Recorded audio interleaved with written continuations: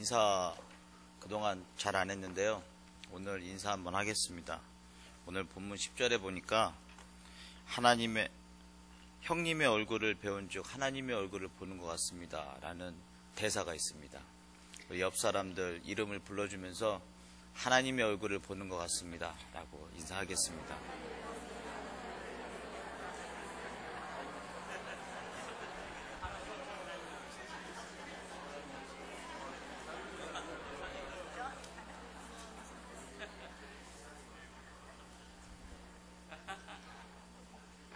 감사합니다. 또 이렇게 적극적으로 열심히 해주셔서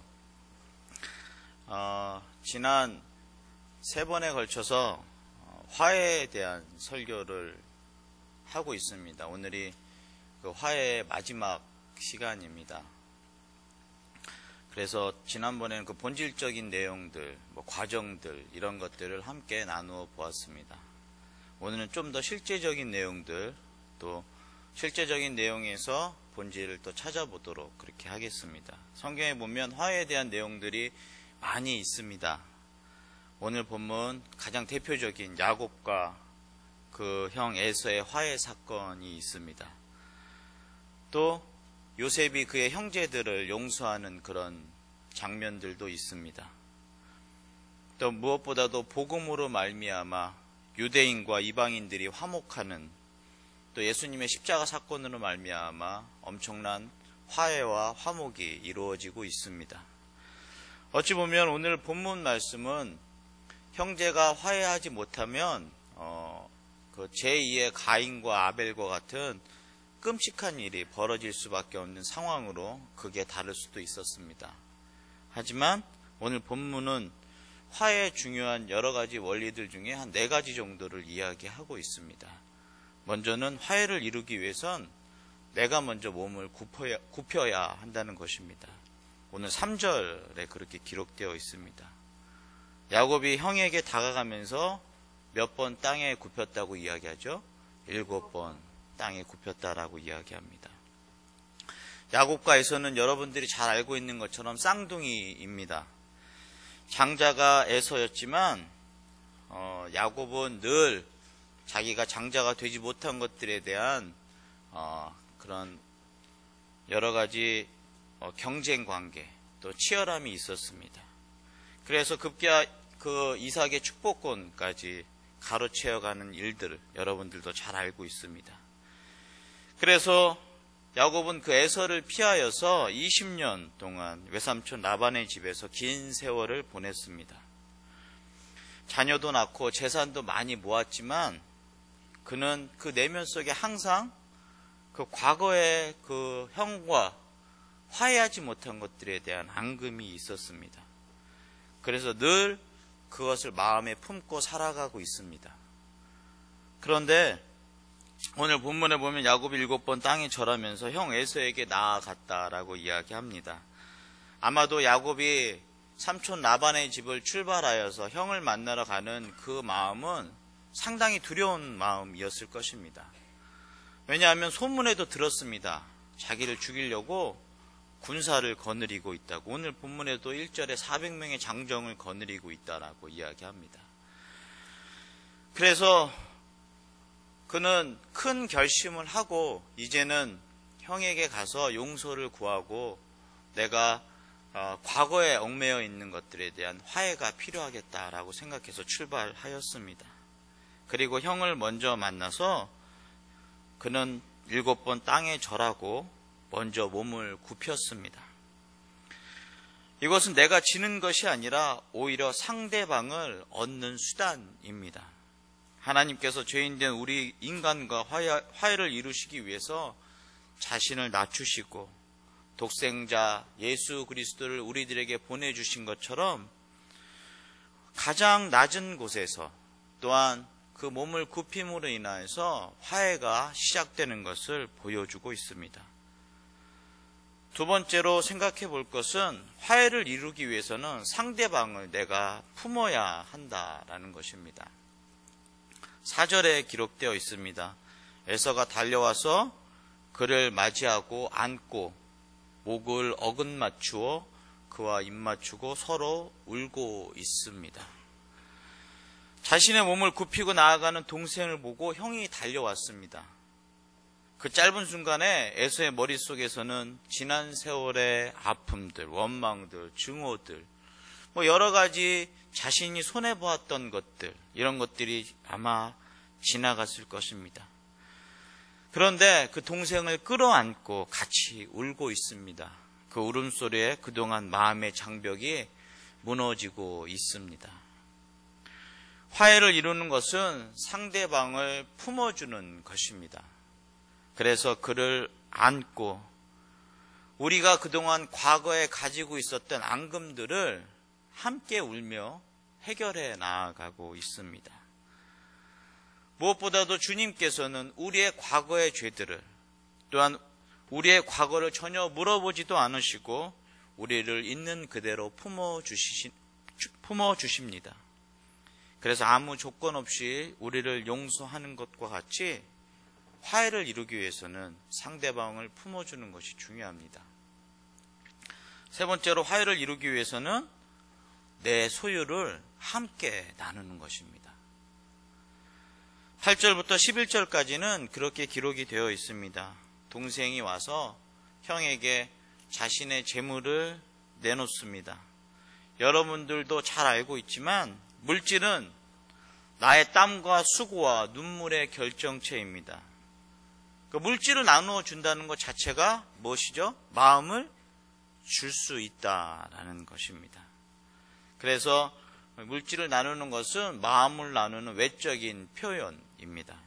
에서는 야곱으로부터 받은 예물을 바라볼 때마다 형으로서 동생에 대한 애틋한 혈육의 정을 느꼈을 것입니다. 이처럼 선물은 사람의 마음을 부드럽게 만들어줍니다. 하나님도 우리에게 가장 좋은 것을 선물로 주셨습니다.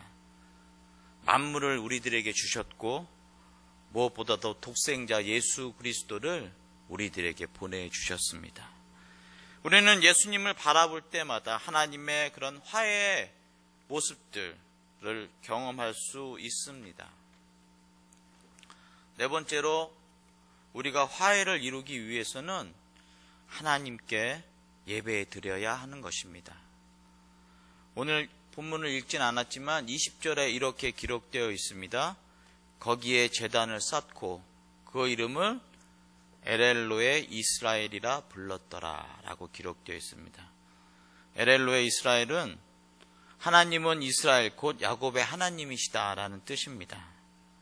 그래서 우주 만물을 다스리시는 하나님께서 이 야곱의 개인의 인생 역사에 개입하시어서 형과 화해시켜주고 또한 모든 은혜를 베풀어 주셨다는 신앙의 고백입니다. 야곱은 자신의 형 에서와 화해하게 된 것을 감사하면서 제단을 쌓고 하나님께 예배를 드렸습니다. 예배가 바로 화해의 열매인 것입니다. 그래서 내 형제들에게 원망 들을 만한 일을 생각나거든 예물을 가지고 가서 먼저 화해하고 돌아와서 예배드리라 라고 이야기합니다. 화해할 수 있도록 해주신 것, 무엇보다도 이 네 가지의 순서가 있지만 가장 중요한 것은 하나님의 은혜였습니다. 하나님의 은혜로 이 형제는 화해할 수 있었습니다. 말씀을 준비하면서 그런 생각을 해보았습니다. 오늘 이 본문 말씀을 이렇게 영화처럼 만든다면 참 감동적인 내용을 담고 있겠구나라고 생각했습니다. 저기 멀리에 형과 그 군사들이 있습니다. 이쪽엔 동생네 가족들이 있습니다. 그런데 동생이 걸어와서 형에게 앞에 서서 자신의 잘못을 허리를 숙여 굽히자 형이 그 동생을 일으켜 세워서 끌어안고 함께 울고 있습니다. 그러면서 형, 내가 그동안 하나님께서 은혜를 주셔서 이만큼의 재산을 나에게 주셨어. 형하고 함께 나누고 싶어. 형이 그 재산을 받으면서도 아니야, 괜찮아. 나도 있을 만큼 있어. 아니야, 형. 이거 가지고 우리 이제는 더 사이좋게 또 하나님 안에서 화해하면서 살아가자라고 이야기하고 있습니다. 단순히 그냥 드라마 같은 이야기이지만 이 안엔 그리스도의 엄청난 사랑이 있습니다. 그러면 사랑하는 성도 여러분, 이 야곱이 화해를 하려고 가는 그 과정, 그 전에는 무슨 일이 있었습니까? 32장에 보면 야곱은 어디 있었죠? 야복 강가에서 하나님과 밤새도록 씨름했습니다. 20년 전에 형의 낯을 피해 바단 아람으로 도망갈 때 베델에서 주셨던 약속의 말씀을 붙잡고 그는 기도하였습니다.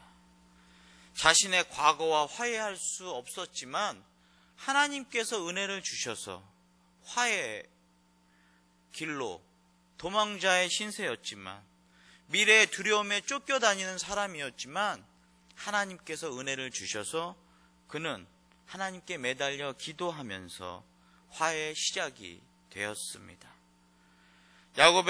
이제 야곱이 자신의 모든 삶을 은혜의 관점으로 보고 살아가고 있습니다. 우리가 성경에서 보면 야곱이 하나님을 깊이 있게 만나기 이전에는 겉모술수를 사용하는 사람처럼 보였지만 이제는 그가 모두 하나님께 은혜를 받아서 살아가는 사람으로 보이고 있습니다. 지난 3번에 걸쳐서 화해와 용서에 대해서 같이 말씀을 나누었습니다.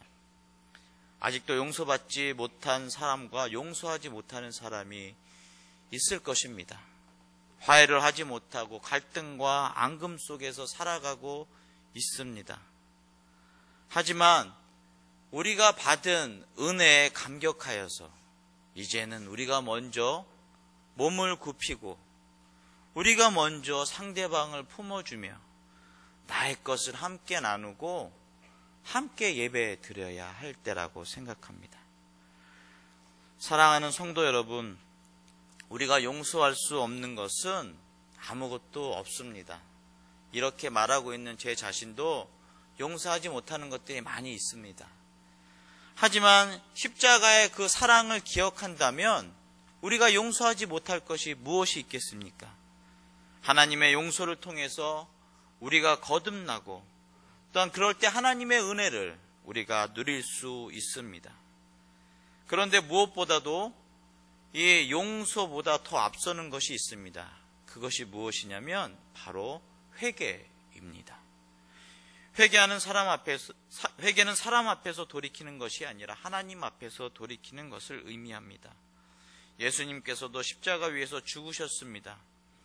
우리와 하나님과 우리 사이의 중보자가 되시기 위해서입니다. 누구든지 예수를 믿으면 하나님과 화해할 수 있습니다. 무엇보다도 오늘 본문에 나오는 야곱과 에서는 쌍둥이였습니다. 에서가 어머니의 뱃속에서 먼저 나왔습니다. 아마 길어야 2, 3분 차이일 것입니다. 하지만 유대 나라의 법상 큰아들에게는 많은 재산이 물려받습니다. 욕심 많은 야곱이 꾀를 내어 형 에서가 자기에게 형이라고 부르게 할 수도 있었고 앞을 잘 보지 못하는 형의 축복을 가로채기도 했습니다. 두 사람은 원수지간이 되고 말았습니다. 그리고 20년 동안 집을 떠나 살았고 늘 형이 아직도 원수라고 생각하고 있을까라고 살아가고 있습니다. 하지만 이제 그들은 원수의 사이가 아닌 혈육의 정을 회복하고 사랑을 나누는 사이가 되었습니다. 그러면서 오늘 10절 말씀에 에서의 얼굴을 본즉 누구의 얼굴을 보았다고요? 하나님의 얼굴을 보았다라고 이야기합니다. 야곱이 달라졌습니다. 야곱이 하나님의 얼굴을 보는 것처럼 이야기합니다. 무엇이냐면 하나님의 얼굴을 보았다라고 이야기하는 이 내용들은 자신의 관점이, 자신의 사고가, 자신의 생각이 이제는 그렇게 변하였다라고 생각되는 것입니다. 사랑하는 성도 여러분, 우리가 하나님의 얼굴을 보았다라고 고백할 수 있는 건 상대방의 그 얼굴에서 하나님의 얼굴을 보았다라는 것은 나의 생각이, 나의 사고가, 나의 말하는 것들이 변하였다라는 이야기입니다. 우리가 이런 모든 것들이 변하여질 때 나 자신이 죽어가면서까지, 굽혀가면서까지, 품어주면서 변할 때 또한 문제를 바라보는 시선이 바뀔 때 우리가 하나님의 얼굴을 보는 것 같은 그런 귀한 영성을 얻을 수 있습니다. 원수가 친구가 되고 또한 가족이 회복되며 또한 여러 가지 그동안에 맺혀 있었던 많은 원한들이 주님 안에서 자유롭게 풀어지는 그런 귀한 역사가 있습니다. 여러분, 우리가 원수를 사랑하는 것 어찌 보면 맨정신으로 할 수 있겠습니까? 하지만 우리가 십자가의 사랑을 인정할 때 그것이 가능해집니다. 그래서 오늘 예수님은 우리에게 분명하게 말씀해 주십니다. 내 가슴에 원수를 품고 있지 말고 그 사람을 사랑함으로써 친구로 만들라고 이야기하십니다. 우리가 우리의 노력으로, 우리의 생각으로, 우리의 사고로 용서하고 화해할 수 없다는 것은 우리가 지난 한번 설교 시간에 함께 은혜를 나누었습니다. 또한 오늘 가장 중요한 것이 그 하나님의 은혜를 통하여서 우리의 시선이 바뀌고 우리의 생각이 바뀌고 우리의 말이 바뀌고 우리의 행동이 바뀜으로 하나님을 경험할 수 있다고 이야기합니다. 예수님으로 말미암아 원수를 친구로 만들 수 있으며 예수님으로 말미암아 모든 사람을 사랑할 수 있게 되며 예수님으로 말미암아 우리는 귀한 사랑의 나눔이 우리 가운데 이루어지리라 믿습니다. 영상을 한번 보고 또 설교를 이어나가도록 하겠습니다.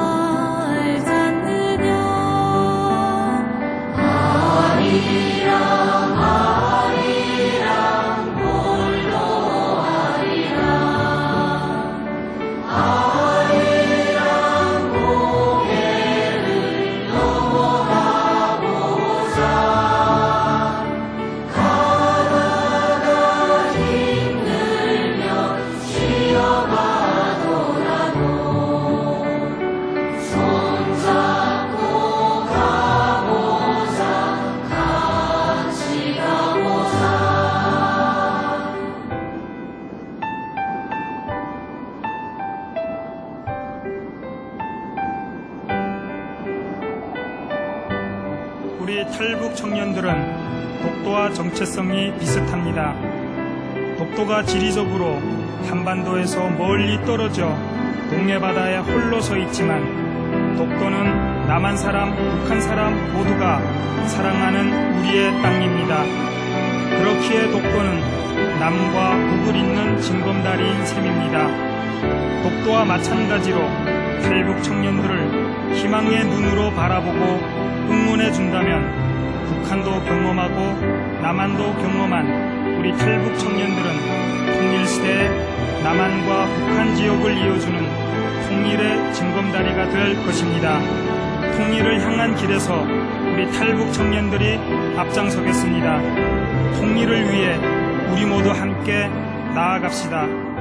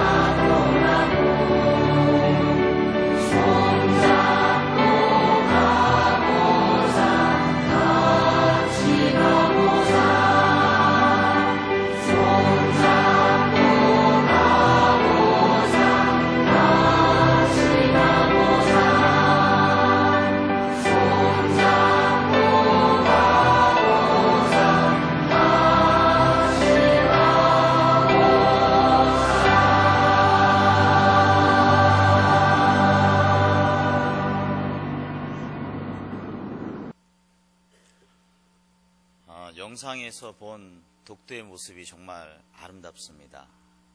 2014년도 8월 14일 날 탈북 청년 합창단이라고 42명과 가수 이승철 씨가 함께 독도에서 콘서트를 했습니다. 희망의 노래를 부르는 시간이었습니다. 저 맨 처음에 이 영상을 보고 저는 엄청 울었습니다. 우리가 화해해야 하는 것들에 대해서 여러 가지를 생각해 보게 했습니다. 사랑하는 성도 여러분, 우리가 화해해야 하는 것은 옆에 있는 우리 교인들만이 아니라 남과 북이 화해해야 하고 우리의 가정이 화해해야 하며 우리의 교회가 화해해야 합니다. 이 탈북 청년들이 이승철 씨를 찾아가서 통일을 염원하는 노래를 만들어 달라고 그렇게 해서 시작이 되었다고 합니다.